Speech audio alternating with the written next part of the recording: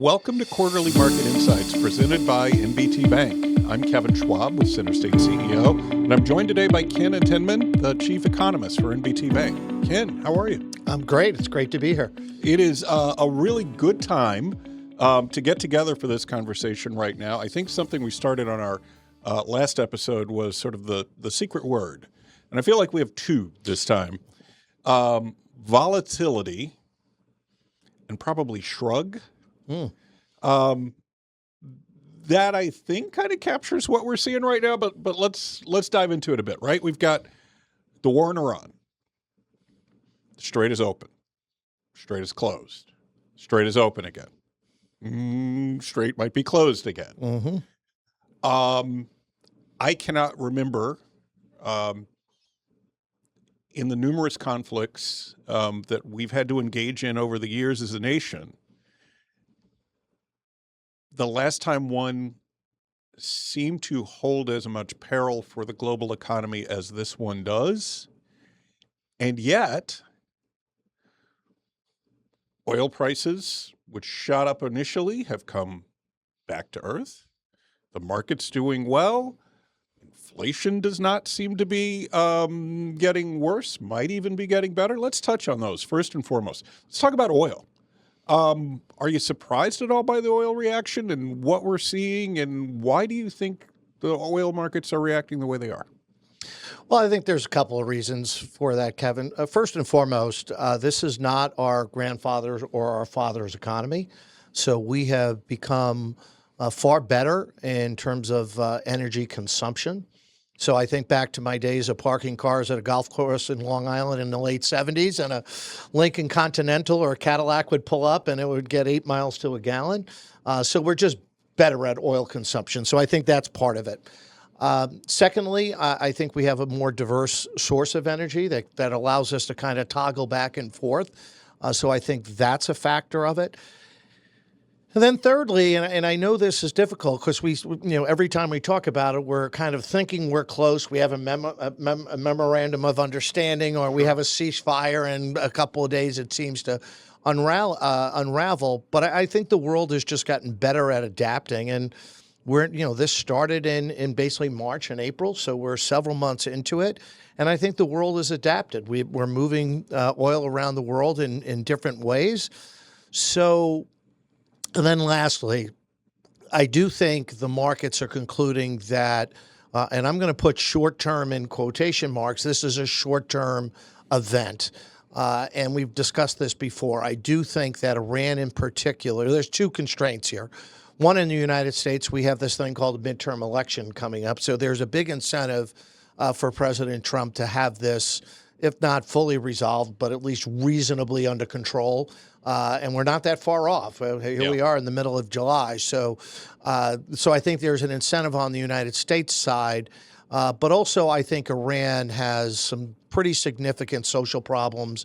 And most importantly, because of all the sanctions, the flow of oil out of the Persian Gulf through the Strait, they're running out of cash. So sooner or later, they're going to have a reconciliation. And so because of all those reasons, I think the oil markets have been reasonably well behaved. Most recently, oil got down to almost $70 a barrel, which wasn't too far back in April before the conflict started. Oil was 65, so we're within spitting distance of where we were. So when it first happened, though, shot up to about $120 a barrel, I think people were really, really concerned. Yep. But perhaps one of the surprises in all of this was China's reaction? Yeah, and I think this wasn't a surprise either. This has been percolating for a while, and so one of the real head scratchers in this is China has significantly reduced its demand for oil, whether that's by government decree, but they've added a huge fleet of electric vehicles, which reduces the consumption of oil.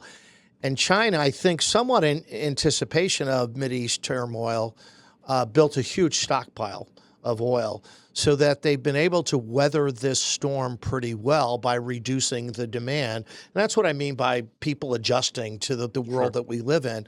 And all of those things add up to an oil market that is remarkably well behaved considering the past history of what happens when you had a Mideast conflict. So the other factor in all of this, of course, when we start talking about inflation, we're starting to see, we saw some very concerning signs, again, towards the beginning of the war. We're starting to see that ease a bit. And we've also got a new Fed chair. So inflation and interest, touch base. Yeah, with us so on the that. inflation data has been really interesting. It was coming down prior to the start of the military situation in the Middle East. So we were trending in the right direction. The recent, over the course of the last 3 months, increase in inflation is 80% due to oil prices and energy prices. The month of May was the shocker because it broke like 3 or 4 months of declining inflation numbers, and they came in very, very high. Yeah. The most recent CPI and PPI data that came out recently showed not only a decline in inflation, both on the consumer price index and the producer price index, but very serious downward revisions of inflation in the month of May. So the month of May was kind of an outlier, and the most recent CPI and PPI data, it kind of reversed out. So the implications then, when we look at the Fed and what they might do going forward, when we start talking about interest rates? Yeah, so the inflation data kind of forced the Fed's hand. As we've talked many times, the Fed has a dual mandate: maximize employment and minimize inflation or maintain price stability. What is clear is that the employment market is pretty stable right now. I think the AI job apocalypse that was feared at the beginning of the year just has not materialized. And if anything, in my experience going around the NBT footprint, which is primarily the Northeast, New York, and New England, if anything, the constraint that small businesses, the core of what CenterState advocates for, their concern is a constraint of labor. They can't find qualified labor. So I think the Fed can comfortably say the labor market, at least in the current environment, is pretty stable, and therefore they can focus on inflation. And indeed, Kevin Warsh, in his testimony before Congress, is saying, yeah, it's great that the numbers are coming down, but we can't say mission accomplished yet. But we have ebbed and flowed in terms of interest rate expectations throughout this year. In the beginning of the year, we had forecasted 3 or 4 rate cuts. Then the war started in March, April, and concerns about inflation started to pick up. As of today, there's still a fairly decent probability that we'll get a rate hike by the end of the year. I'm a little suspicious of that one. I think the data trending where it is, and again, we're really talking. It sounds wonderful to say that the June CPI and PPI data were good, but oil dropped 12% in the month, so that explains it. And the most recent saber rattling that we've experienced, oil has gone from 72 back to 79. It's not 112, but it's up, say, 10% over the course of the last few weeks. So that being said, what we're arguing over is whether the Fed raises rates from 3.5 to 3 3/4, or whether they cut rates from 3.5 to 3 1/4. I just don't think it is that big of a factor, even though it sucks so much oxygen out of the room and it's on the headlines every day. That's what we're talking about. Nobody is talking about rates going up to, Fed funds rate going from 3.5 back to 5, where it was, say, a year ago. And nobody's talking about, and I hope we don't go back to 0% interest rates, because bad things happen to get to that situation. So I am continue to be amazed that we spend so much time and energy trying to sort out the tea leaves of the Fed, when the reality is the economy is in pretty good shape, the labor market's in pretty good shape, the inflation data appears to be easing in the right direction. So I don't think you're going to get a whole lot of change. Whether it's up or down remains to be seen.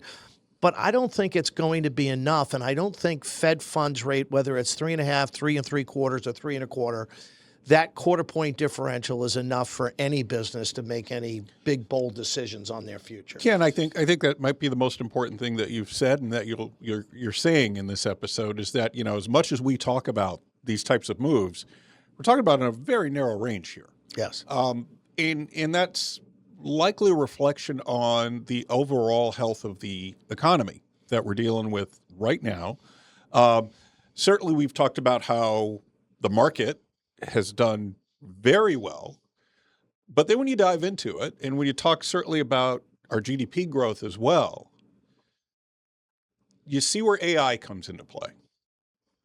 And there are some, there's credible analysis that says that as much as 2/3 of our economic growth as a nation this year has been driven by AI activity, AI investment.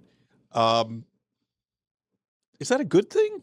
Is that something that should make us nervous?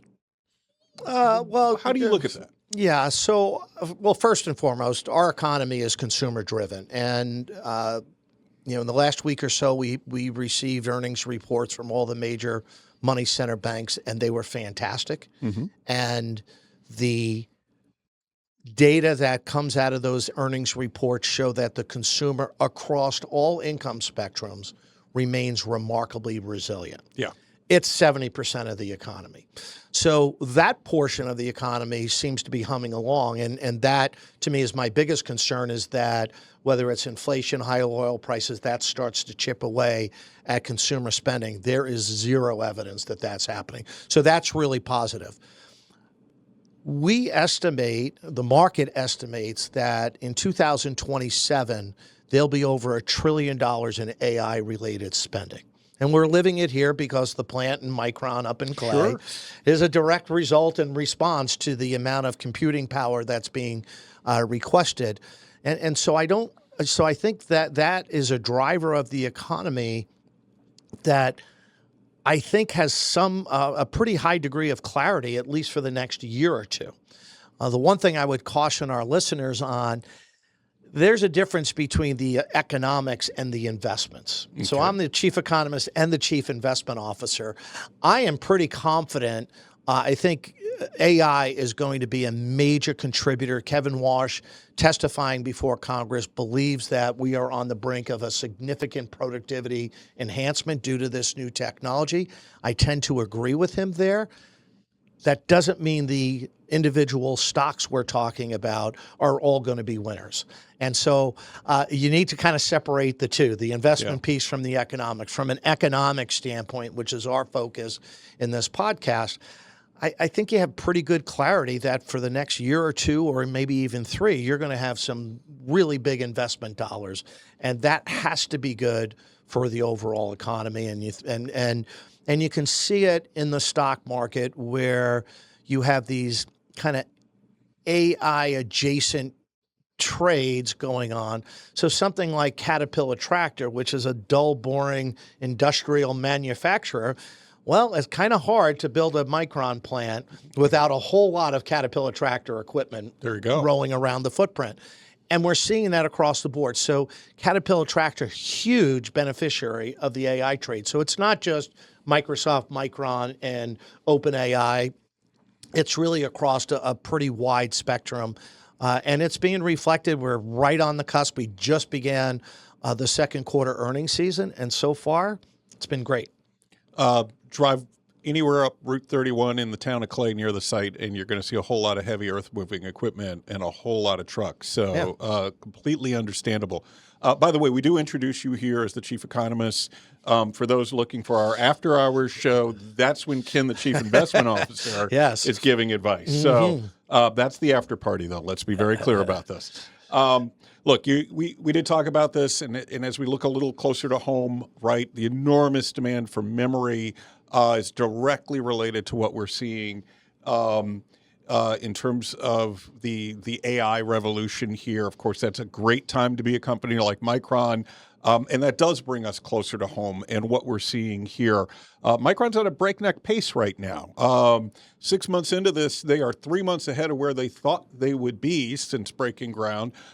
They've already started pouring foundation on the first fab. And we're going to see that project go vertical in a matter of months. What are some of the impacts you're already seeing here, and what do you expect to see in the coming months, and perhaps even, maybe as far out as a year from now? So you're going to see a whole lot of activity, it's unequivocally a good thing for our local economy. Sure. But there's also other impacts that remain to be seen. So the fact that plant is going to require so much material, whether it's aggregate for building roads, it's going to impact the cost of doing business for everybody, the cost of building a new home, for example. It's going to suck up an awful lot of skilled labor. So you think electricians and plumbers and carpenters. And so if they become more scarce because they're dedicated to this major project, well, in theory, that's going to make it more difficult to put that addition on a house or build a new house. So, but overall, the impact of Micron is unquestionably a good thing. And while there was plenty of money being spent locally on the design and the marketing and all the things that CenterState has been involved in, I can recall going to a function at the zoo. Well, somebody catered that event, right? And so the caterers benefited from it. So that kind of spreading of the activity is very clear. But in the long run, you're talking about thousands of permanent jobs that are really high paying. And that has to bode well for our economy. Well, and we're already seeing cranes in the air, certainly in Syracuse, a number of new housing developments that are underway. We're seeing that happen outside the city as well, more housing in particular. And we've seen a number of other microelectronics industry investments here, including the recent grand opening of the TTM expansion over in East Syracuse. Yep. So we see a lot of this activity happening already here. And that translates to after these projects get built. And we're already seeing some signs of that, right? The manufacturing sector performing well here. What are you seeing here and in New York? And yeah, so the most recent New York State Empire Manufacturing Index came out, and it was twice the estimate. It was estimated to be 8.4. It was up 15%. A little bit more. So the numbers are suggesting that manufacturing activity, which includes building fab plants, is up across the board. So again, it's one of those things where there's a lot of grumpiness on an individual basis, but when you look at the macro data, it's happening. At NBT Bank, we look at our experience in Utica with the Wolfspeed plant. We look at our experience in Malta with Global Foundries. And NBT Bank, we're not a big enough bank to bank Micron, but we do bank the companies that build roads, and we do bank companies that build strip malls, and we do bank franchisees that open. And you go down to Malta and you look at what's happened on that roadway it's just remarkable, the amount of condominiums and apartment complexes and strip malls and Jersey Mikes and all kinds of entities going up. It's really remarkable, and that's where NBT Bank's going to benefit. So we're huge fans of Micron. We sent a team out to Boise to see what's happened there, and it's nothing short of remarkable when you do it. And I think it's going to be phenomenal for us. So we've had a lot to talk about. It's, I think we said at the top, when it concerns a lot of macro volatility that I think is getting attention in every direction. But you kind of shrug and you say the fundamentals still look good. So I've been talking about this for well over a year, and whether I'm calling it hard ice cream or soft ice cream or the best of times, the worst of times, we are, as a society, a very grumpy society. And whether that is due to our political environment, which I certainly think is part of it, I think social media contributes to it because no matter what your opinion of things are, you can magnify that opinion by going to certain, sites and reading it, so you can kind of leverage that negativity if you want. But as grumpy as that data is, the underlying fundamentals of our economy is 2% plus, probably pushing 2.5% GDP growth. Unemployment that's trending towards 4%, which is remarkably low on a historic basis. Even inflation, if you look at CPI at 3.5%, is that above the 2% target of the Fed? Clearly, yes. I'm old enough to remember double-digit inflation. In fact, in COVID, the CPI peaked, I think, in June of 22. I think it was the month at 9.2%. Right. 3.5 is, we'd like to see a trend towards 2, and I do believe we'll get there. But 3.5% inflation is manageable. People can manage that. It's the spikes and the volatility that are really difficult for businesses to handle. And I suspect that that's going to diminish over time. And with the key criteria being that we need to have a reasonable understanding. I'm not saying it's a ceasefire, it's a peace accord, but just a sense that the Middle East is under control and is not going to be this source of the volatility that we're experiencing. Who knows where we're going to be, but I think the oil markets have concluded that it's going to be manageable, and if we can get that sense, I think the remaining piece of worry is inflation, and I think I can see light at the end of the tunnel when it comes to inflation. So when you look at a pretty strong above-trend GDP growth, a very stable labor market, and inflation trending towards the Fed's target, that's a pretty good economic foundation to build upon. And I think that's where we are. Ken, I always appreciate your expertise and your insights, your quarterly insights. See what we did there? Looking forward to doing this again in 3 months. Thank you so much. It's great to be here. Thanks for having me.